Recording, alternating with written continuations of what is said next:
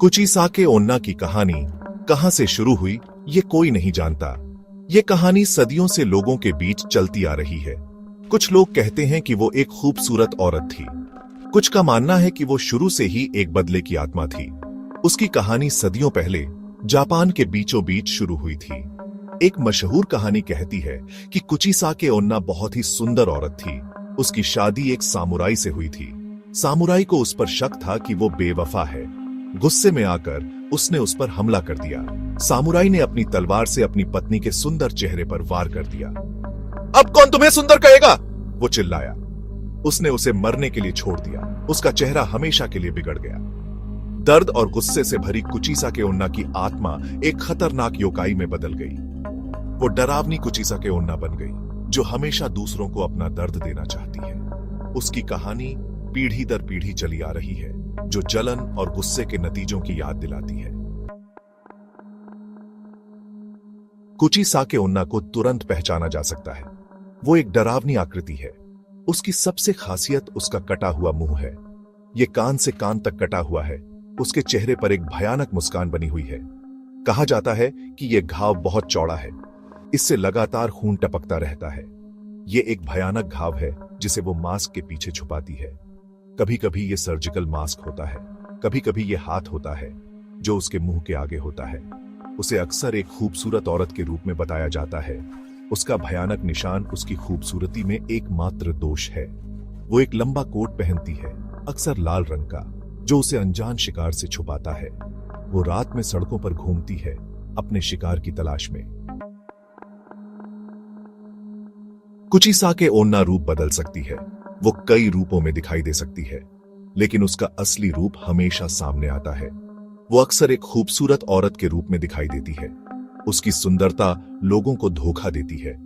वो इसका इस्तेमाल अनजान लोगों को फुसलाने के लिए करती है। वो उनकी दयालुता का फायदा उठाती है। वो मदद या रास्ता पूछती है। एक बार जब वो उनका ध्यान अपनी ओर खींच लेती है, तो वो अपना असली चेहरा दिखाती है। मास्क गिर जाता है और नीचे का भयानक घाव दिखाई देता है। वो एक बच्चे के रूप में भी दिखाई दे सकती है, खोया हुआ और अकेला। वो इसका इस्तेमाल लोगों की सहानुभूति जगाने के लिए करती है। लोग एक असहाय बच्चे की मदद करना चाहते हैं, लेकिन उनकी दया का जवाब दहशत से मिलता है। कुचिसाके ओन्ना का तरीका आसान है। यह बहुत डरावना है। वो अपने शिकार के पास जाती है। वो अक्सर रात में अकेले होते हैं। वो एक ही खतरनाक सवाल पूछती है, क्या मैं सुंदर हूं? यह सवाल एक जाल है। इसका कोई सही जवाब नहीं है। अगर शिकार हां कहता है, तो कुचिसाके ओन्ना अपना मास्क हटा देती है। वो अपनी भयानक मुस्कान दिखाती है। अब कैसी लग रही हूं? वो फुफकारती है। फिर वो अपने शिकार पर हमला करती है, उसे कैंची से काट देती है। अगर शिकार ना कहता है, तो कुचिसाके ओन्ना गुस्से में आ जाती है।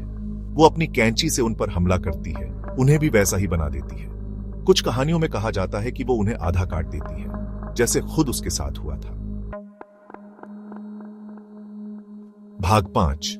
फंसी हुई आत्माएं जो ढूंढ रही हैं सुकून। कुचिसाके ओन्ना के शिकार। कुचिसाके ओन्ना के शिकार अलग अलग होते हैं। वो मासूम और दोषी दोनों को अपना शिकार बनाती है। वो किसी को नहीं छोड़ती। वो बदले की प्यास से प्रेरित है। वो अपना दर्द दूसरों को देना चाहती है। बच्चे अक्सर उसके गुस्से का शिकार होते हैं। वो कमजोर होते हैं। वो उसकी सुंदरता से आसानी से धोखा खा जाते हैं। वो उनकी मासूमियत की ओर आकर्षित होती है। ये उसकी खोई हुई सुंदरता का मजाक है। बड़े भी उसके हमलों से बच नहीं पाते। वो उन लोगों को निशाना बनाती है जो अकेले होते हैं, जो उसके आकर्षण के आगे झुक जाते हैं। वो उनमें अपने दर्द का अक्स देखती है। सामाजिक चिंताओं का आईना। कुचिसाके ओन्ना का सांस्कृतिक प्रभाव। कुचिसाके ओन्ना की कहानी सिर्फ एक डरावनी कहानी नहीं है। वो जापानी समाज की गहरी चिंताओं को दर्शाती है। वो अनजान के डर, सतह के नीचे छिपे खतरे का प्रतीक है। उसका बिगड़ा हुआ चेहरा सुंदरता और अनुरूपता के बारे में सांस्कृतिक चिंताओं को दर्शाता है। जापान शारीरिक रूप को बहुत महत्व देता है। कुचिसाके ओन्ना का भयानक निशान इस आदर्श का उल्लंघन है। यह कहानी महिलाओं के गुस्से के डर को भी दर्शाती है। कुचिसाके ओन्ना का गुस्सा साफ दिखाई देता है। यह उसकी पीड़ा का नतीजा है। यह महिलाओं के साथ दुर्व्यवहार के खिलाफ एक चेतावनी है। फुसफुसाहट से पर्दे तक, आधुनिक मीडिया में कुचिसाके ओन्ना। कुचिसाके ओन्ना की कहानी सिर्फ कहानियों तक सीमित नहीं रही, वो आधुनिक जापानी मीडिया का हिस्सा बन गई है। वो फिल्मों, टीवी शो और वीडियो गेम में दिखाई देती है। उसकी तस्वीर तुरंत पहचानी जा सकती है। वो डरावनी फिल्मों के लिए एक लोकप्रिय विकल्प है। वो शहरी कहानियों के डर को दर्शाती है। उसकी कहानी को अनगिनत बार रूपांतरित और पुनर्व्याख्यायित किया गया है। 1990 के दशक में कुचिसाके ओन्ना की लोकप्रियता फिर से बढ़ी। आर्थिक मंदी ने चिंताओं को बढ़ा दिया। लोग अपने डर को बाहर निकालने का रास्ता ढूंढ रहे थे। कुचिसाके ओन्ना ने एक डरावना बलि का बकरा प्रदान किया। कहानी से परे, कुचिसाके ओन्ना का स्थायी आकर्षण। कुचिसाके ओन्ना का आकर्षण निर्विवाद है। वो एक मनमोहक व्यक्तित्व है। वो सुंदर और डरावनी दोनों है। उसकी कहानी सरल है। इससे तुरंत जुड़ाव महसूस होता है। हर कोई रात में अकेले होने के डर को समझता है। वो एक खाली स्लेट है जिस पर हम अपने डर को प्रोजेक्ट कर सकते हैं। वो एक याद दिलाती है कि दुनिया एक अंधेरी और खतरनाक जगह हो सकती है। उसकी कहानी आज भी दर्शकों के साथ गूंजती है। उसकी छवि डर और चिंता का एक शक्तिशाली प्रतीक है।